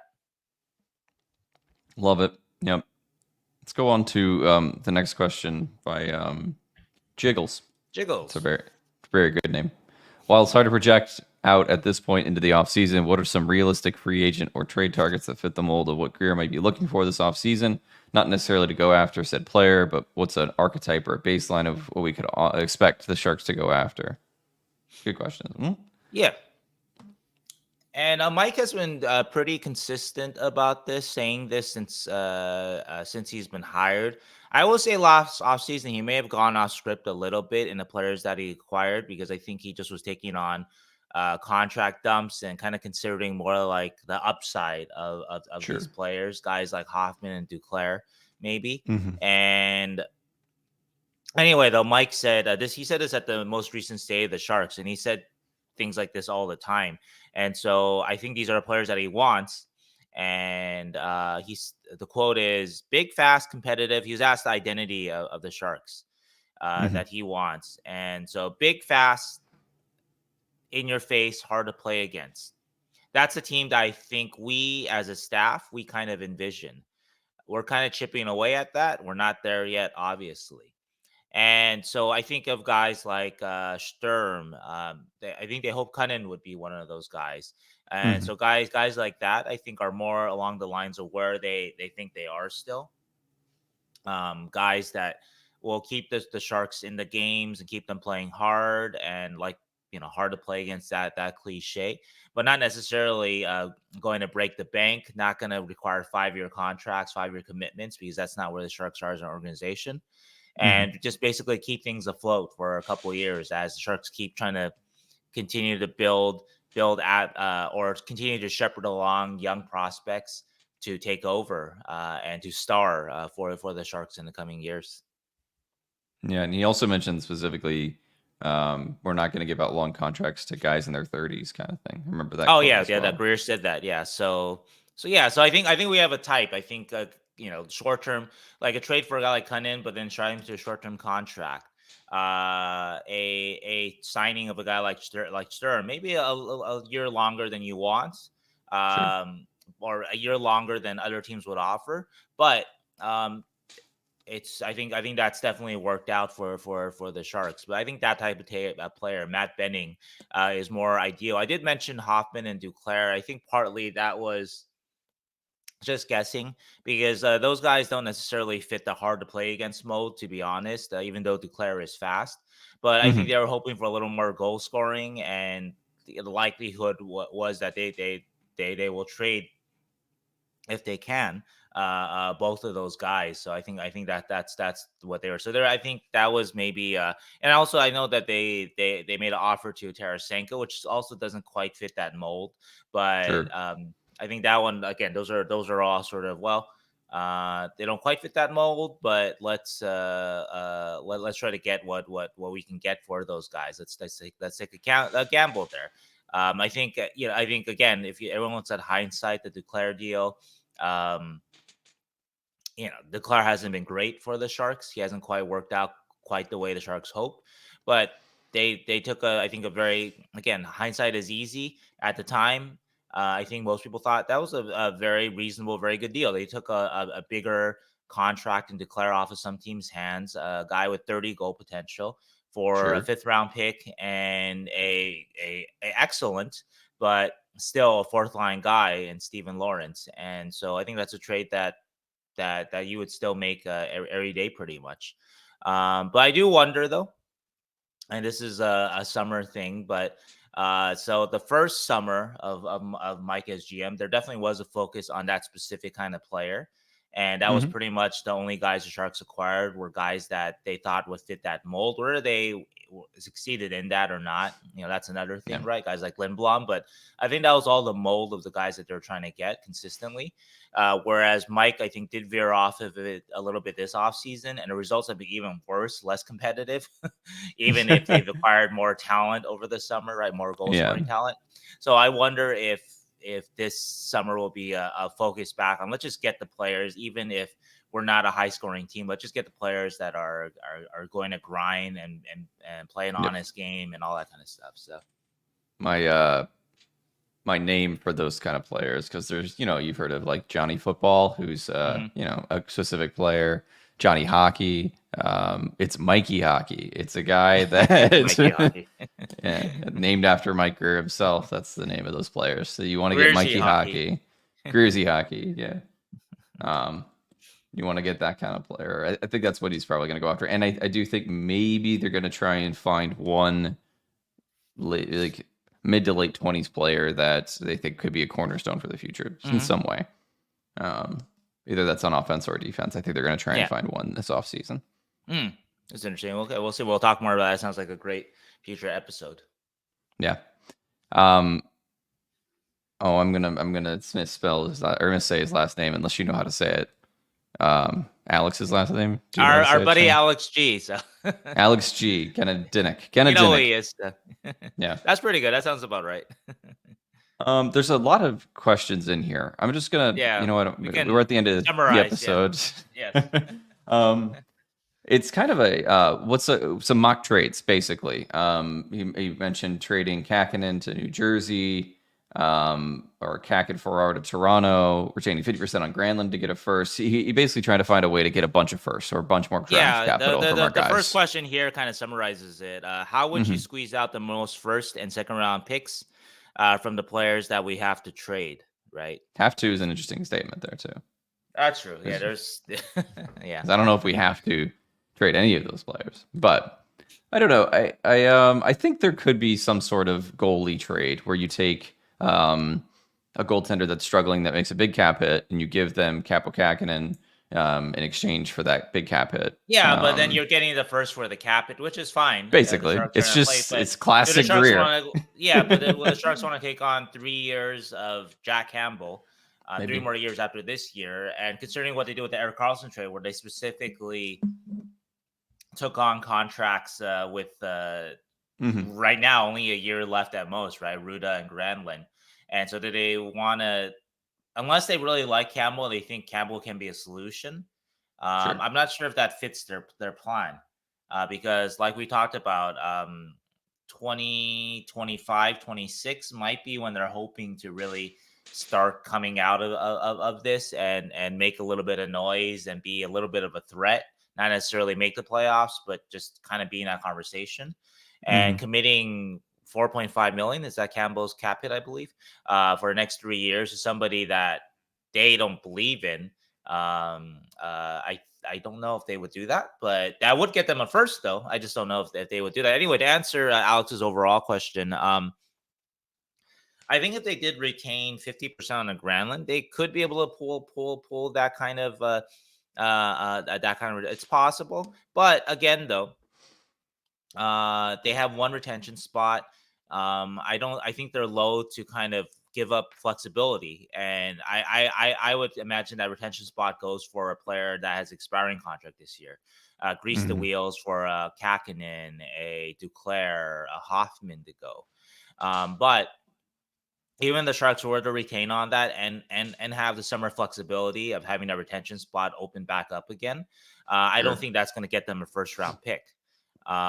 So I think they could get a first if they. So I think they could get a first if they trade a Kahkonen and take back a Campbell, or they can get a first if they retain 50% on the Granlund. They could. I don't think they'll do either of those things though. And then your direct suggestion of Kahkonen to New Jersey to bump they're not going to get a. I don't think New Jersey's going to give you a conditional first. Maybe Stanley, but Kemper got that, but Kemper has a lot more track record than Kahkonen. So I think I would guess the best you get is maybe like a third and a conditional second if you win a Stanley Cup. This is my guess. I do think. Oh, you do mention Ferraro, and so yeah, so that would be the one sort of direct trade that doesn't take a lot of sort of gymnastics.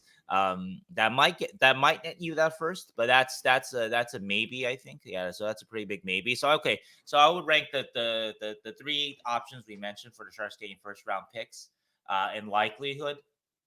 The most likely is just trading Ferraro straight out. Yep.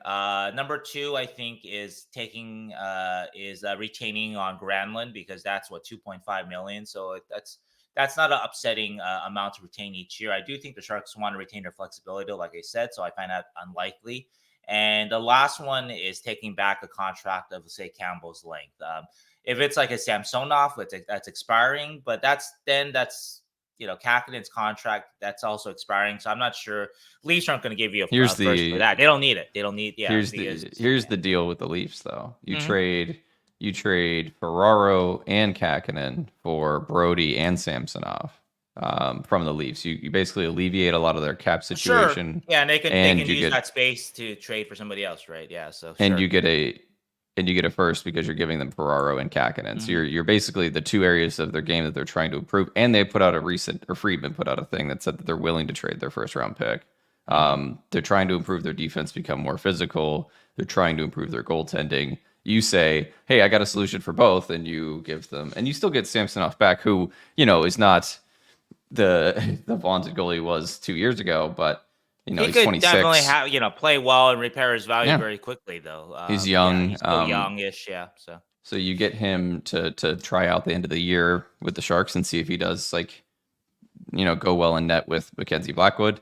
And Brody's just kind of like the throwaway piece to get the cap to balance. But right, that's right. I honestly, if Grier wanted to trade Ferraro, I think that's how he could do it to get a first and maybe some extra assets. Right, So but I would argue that still fits in with the Ferraro being the linch. That still ties in more to the yeah, absolutely, possibility of 100%. Ferraro being sort of the linchpin, and that, but also help to take on. Brody has 5 million AAV and he's expiring at the end of the year, so okay, that's perfect.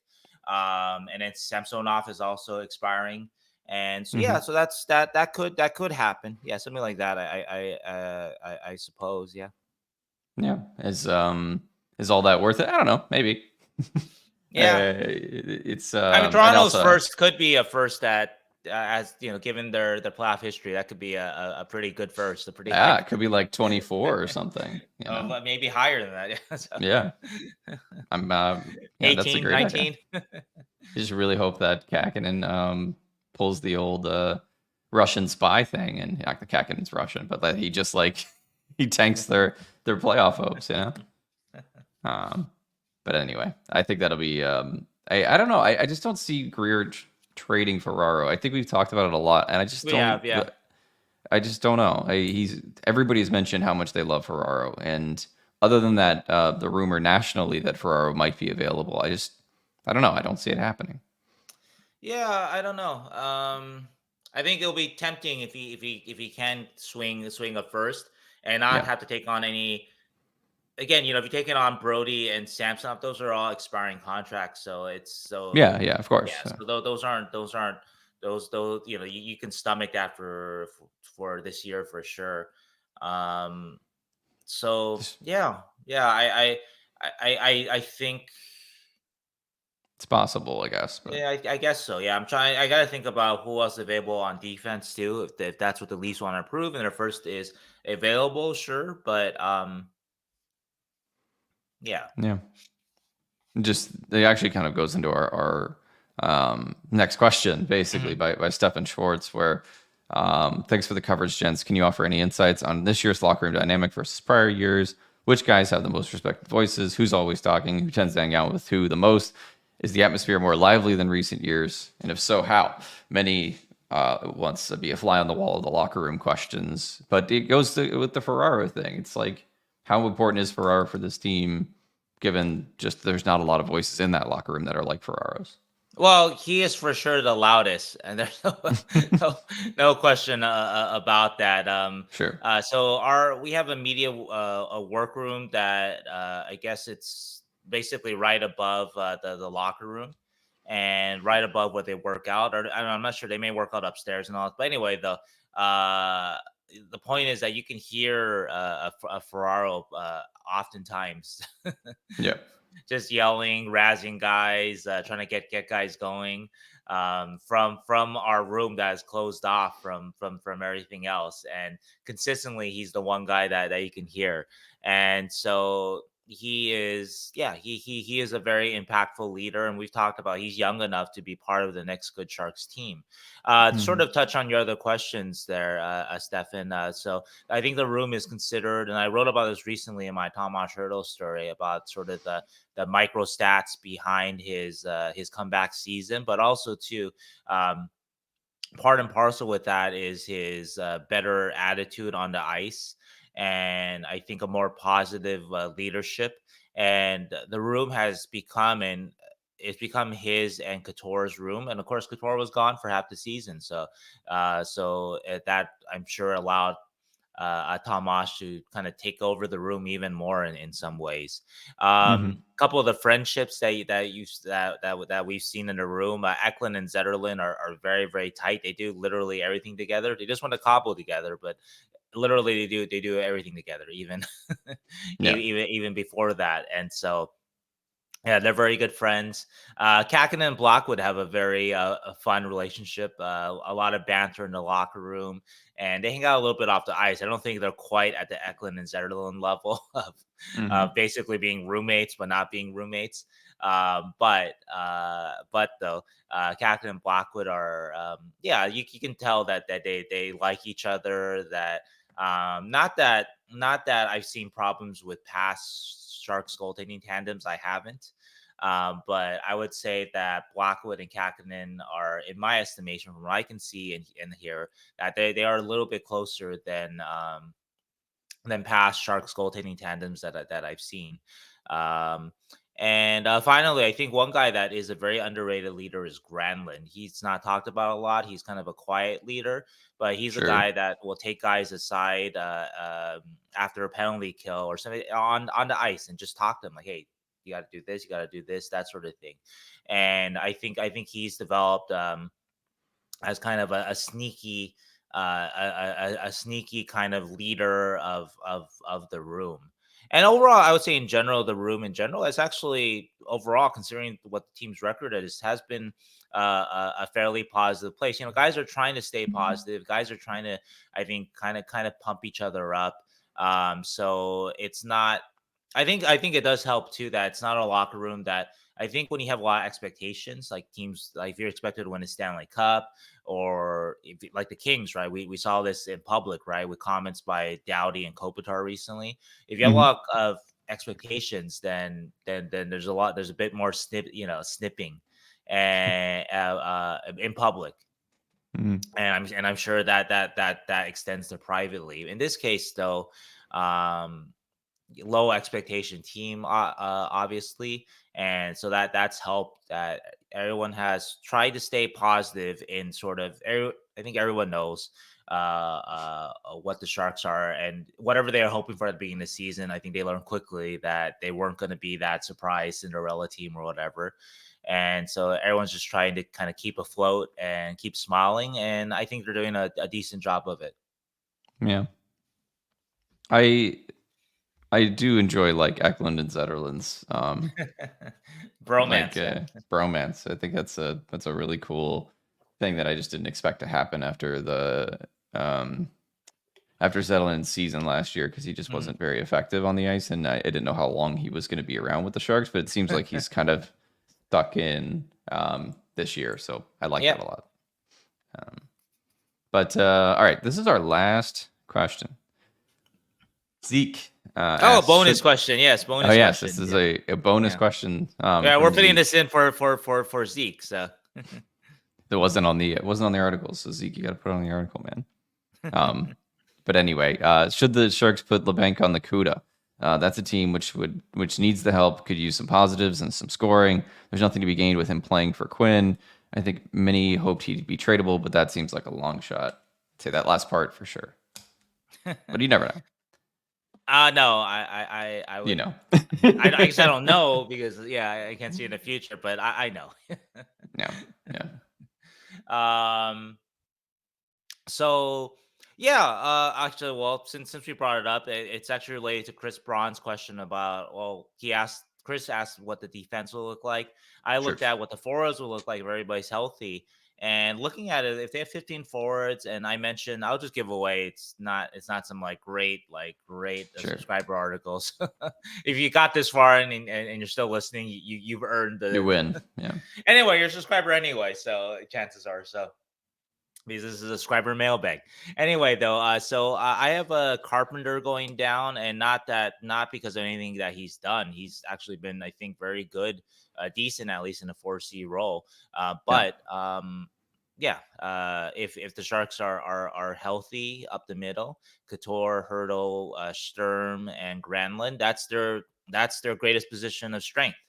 And so Carpenter it's sort of just a numbers game. Unfortunate. He should be up, I think, but um yeah. That's just a healthy team. It was hard to figure out the next forward though that might not make. I think they'll run with 13 forwards, 8 defensemen, and 2 goalies. And so Like I mentioned, 15 healthy forwards. I've sent down Carpenter, or I've waived Carpenter, I guess, and see if anybody picks him up. So then next, I was between Bailey, Smith, and Labanc. Hmm. And Smith is just coming back from an injury. Notably, conditioning loans don't mean that you can like hide a guy. Conditioning loans, he still has to be on your roster if you send him to an AHL conditioning loan. So Yeah. 23 man roster. Um, and Smith has an element that teams want, that sort of toughness that they might be interested in. And so there's not likely, I would say, but there's a chance he might get picked up in waivers. His contract obviously is not a heavy impact contract too, so that's a big part of it. He's making near minimum. And Bailey also is making the minimum, and his contract's expiring. And if you compare Bailey to Labanc, well, Bailey hasn't been scratched, I think, since he's entered the lineup in late November. He's been Hmm. benched some games, in game a little bit, but he's a bottom six guy, but he's provided fairly consistent energy and forward checking and that sort of thing, right? Yeah. LeBanc, of course, is right now on his 6 games and going healthy scratch streak, and he's been scratched plenty this season. And even it was, I think, very telling near the All Star break when Granlund went down, that LeBanc still couldn't get into the lineup somehow. And so, anyway, writing is definitely on the wall there. I know that there was sort of a rumors of erroneous rumors that LeBanc would get scratched early, or I'm sorry, waived earlier this season. But Hmm. if the Sharks are indeed healthy up front, and like I alluded to, I think on defense, Thrun is actually a question mark in my mind, and so that might solve the Sharks roster problem there. But the forwards, though, I haven't talked to Smith yet. So I'll check in with him. I did do an article about Smith recently, or actually just a couple days ago, about was very very unhappy with the knee on knee hit that sidelined him from Matt Dumba. And anyway, it's a knee injury. And Hmm. but anyway, if Smith is healthy and ready to come back, then I think that will kind of force the Sharks handle it. But obviously, Granlund, all those other guys coming back too. And so, in terms of LeBanc, um, that contract, no one's going to pick him up on waivers. There's no threat of that. You'd be thrilled if someone picked him up off of waivers, to be honest, but no one will. True. Not at that ticket. And if he has the right attitude about it, he's going to get plenty of playing time with the CUDA. And so, in fact, actually, I was thinking about this. Uh, I know that Weisblot, Krona, I was told they're all supposed to be back soon. Gushin is supposed to be back soon. So Yep. there's a bunch of Sharks that are supposed to be, or I'm sorry, Barracuda, that are supposed to be back soon. Vincent Makiniemi is ill. Gushin, obviously. Um, so if the Sharks were to also waive a player or two here, right? Like a LeBanc, like a Carpenter, like maybe McDonald, right? That actually is kind of loading up the Barracuda. Could at Yeah. least potentially. And the Barracuda are, trying to hang in there in the playoff race. I think maybe they're 10 points out right now, if I'm not mistaken, something like that. And so that's not great. Obviously, they're in last place, but they're a bit more competitive than the Sharks all season. If you look at their goal differential and whatnot, they've lost a lot of close games. I think they lead their division, Pacific Division, in OTLs, if I'm not Hmm. mistaken, the Hmm. Barracuda. So yeah, so that could potentially load up a team. And then so if LeBanc can go in there with a good attitude and be like, okay, if I show myself well here, that's going to help me get a at least get a two-way contract with the NHL team during the summer, or potentially even a minimum one-way contract. If he looks at it the right way, then this could be a good thing for him, because he'll get to play and all that kind of stuff. And the Sharks after trade deadline might call him up again too, because they might be short some key wingers at that point. So anyway, so yes, Zeke, I I saw your question as I was writing my article yesterday, and then I counted the Sharks roster when healthy. I was like, oh yeah, It's a chance. uh, there's that he seems like the most likely guy. Yeah, because you look at everybody else, I don't think that they would Yeah, I don't think those are the three guys I was thinking about: Labanc, Smith, and Bailey. But anyway, yeah. So I think it's possible if he goes down with the right attitude. I don't know. I don't know. It might be such a slap in the face that he may not react to it well. I couldn't tell you. But if he went down, like I said, with a good attitude, for sure he could help the Barracuda out and help his own, I think, value in the off season at least. Yeah, that we did talk about this with Patrick Williams too. You hope that these veterans, when they do go back, if they are waived from the NHL, are like superstars. Right. And Labanc, the last time he was in the AHL, was like a point a game player, and this was I think he was 6, over. I think 7 he was years like ago. a like a 0.5, well, Yeah, 1.5 something like or that. something like that. So, Yeah, so no. he was, yeah. So his last 2017, he had 4 points in 2 games, and then before that, he had 19 points in 19 games. So Oh, good point yeah, per yeah, game. Okay, then maybe that was basically. Pavelski. I was mixing him up with. Yeah, But maybe anyway, yeah. But so you hope that he goes back and he just dominates. yeah, But you never know. It also depends you on never know. Yeah, motivation and how much he wants to do that. So right. I do agree though. I think it might be time. But it really depends on if we start trading a bunch of dudes, Levac could just stick Well, you around. can just bring him back up, and no one's True. gonna like, no one. Yeah, Yeah. you bring him back up with no problem. But Well, I think right now though, yeah, it's right possible. now it might be the best for Kevin too. So True. True. All right. Anything else? That's our last question. Did you have yes, that was the last question. Yeah. anything else you wanted to bring up or talk about? No, I think we've done a good job here. So Yeah. Thank you all again for your questions.